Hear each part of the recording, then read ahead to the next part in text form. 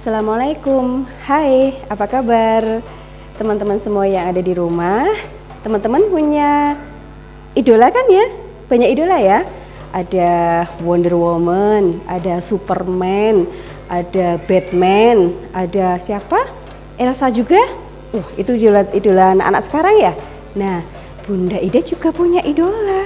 Bunda Ida hari ini mau menceritakan tentang Wonder Woman dari Indonesia. Siapa dia? Yuk dengarkan bareng-bareng ya. Dialah Kamala Hayati, seorang perempuan yang tangguh dan pemberani. Dia dilahirkan di Tanah Aceh pada tahun 1550.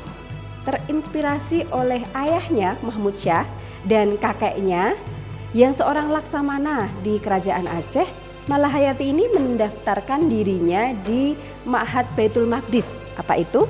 Sebuah akademi militer, angkatan darat dan angkatan laut.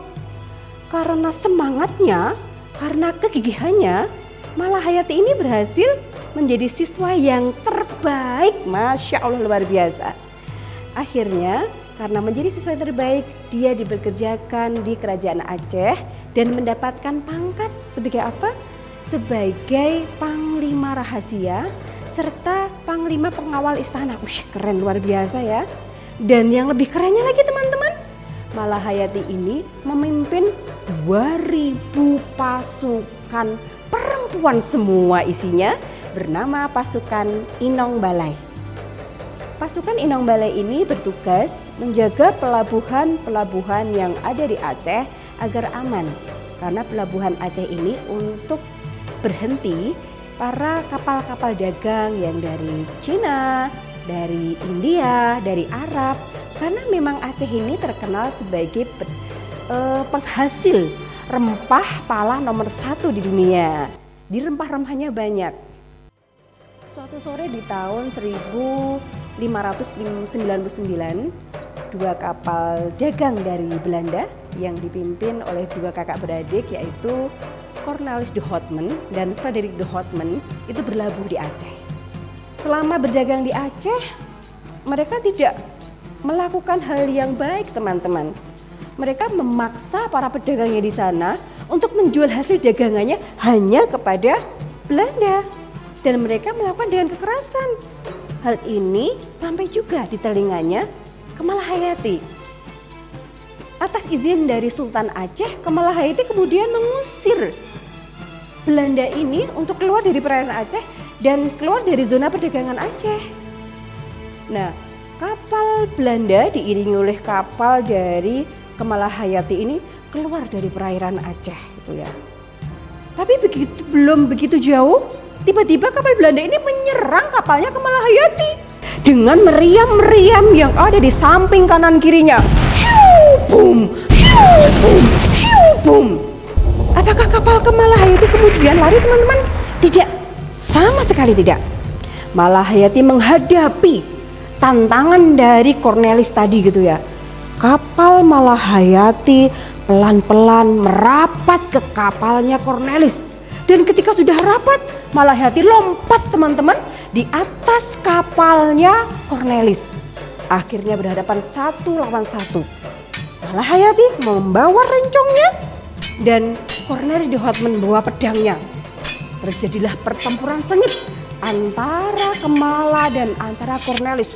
Dang, dang, dang, dang, dang, dang, dang. Sampai suatu ketika terdengar teriakan. Apa yang terjadi teman-teman? Rencongnya Kamala Hayati menancap di dadanya Cornelis. Tewaslah Cornelis de Houtman bersimbah darah. Mengetahui pemimpinnya ini meninggal, tewas, akhirnya pertempuran selesai, berhenti. Dan kemudian adik dari Cornelis yaitu siapa tadi? Iya, Frederik de Houtman.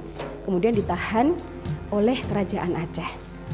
Kabar dari ditahannya dan meninggalnya Cornelis ini sampai ke Kerajaan Belanda. Akhirnya Kerajaan Belanda mengirimkan utusan ke Aceh. Mereka melakukan perundingan dan itu diwakili juga oleh Kamala Hayati. Ada kesepakatan, kemudian ditandatangani hitam di atas putih. Akhirnya Frederik de Houtman dilepaskan. Nah, Teman-teman, di tahun 1607 Portugis menyerang tanah Aceh. Kondisinya saat itu Kemalahayati baru sakit. Tapi apakah Kemalahayati kemudian menghindar? Enggak. Kemalahayati tetap berusaha untuk melawan. Beliau ditandu dan di atas tandu ini memberikan perintah-perintah kepada prajuritnya bagaimana cara untuk menyerang Portugis. Peperangan ini berlangsung selama 1 minggu dan akhirnya Portugis menyerah. Itu tadi teman-teman kisah inspirasi dari seorang Wonder Woman Indonesia yang bernama Kemalahayati. Dan Bunda masih ada satu lagi cerita tentang Wonder Woman-nya yang ada di Klaten yang berhasil membawa piala Adipura ke Klaten lagi. Siapa dia? Bupati kita, Ibu Sri Mulyani. Ibu Sri Mulyani berhasil membawa piala Adipura ke Klaten setelah 27 tahun piala Adipura itu tidak diperoleh oleh Klaten. Beliau sebagai seorang pemimpin mendapatkan piala Adipura karena berhasil memotivasi masyarakat untuk kemudian masyarakatnya mampu menjaga Klaten ini lebih indah, mampu menjaga kebersihan dan menjaga lingkungan hidup yang ada di Klaten ini. Nah, itu tadi teman-teman cerita dari Bunda tentang wanita-wanita yang menginspirasi yang luar biasa. Yang perlu teman-teman garis bawahi, teman-teman bisa jadi siapa saja asalkan teman-teman tetap berusaha, bersemangat untuk terbaik di bidangnya. Oke, sampai ketemu lagi. Assalamualaikum.